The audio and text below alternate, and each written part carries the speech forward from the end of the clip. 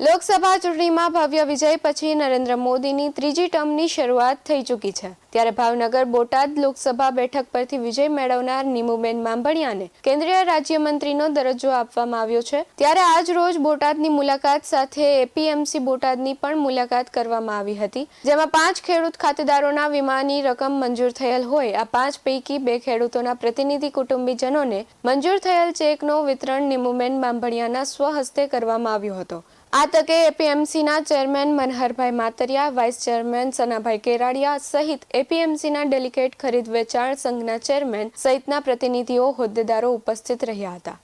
આજે નવી સરકાર બન્યા પછી આપણા સાંસદ નીમબેન બામણિયા એ કેન્દ્રની અંદર રાજ્ય કક્ષાના મંત્રી તરીકેની જવાબદારી લીધા પછી બોટાદ તાલુકાના પ્રવાસે જ્યારે આવ્યા હતા ત્યારે બોટાદ એપીએમસી મારફતે બોટાદ તાલુકાના ખેડૂત ખાતેદારોના કોઈ અકસ્માત થાય તો જે વીમાની યોજના ચાલે છે એ અનુસંધાને આજે માનનીય મંત્રી શ્રી નીમબેન જ્યારે બોટાદ પધાર્યા હતા ત્યારે આપણા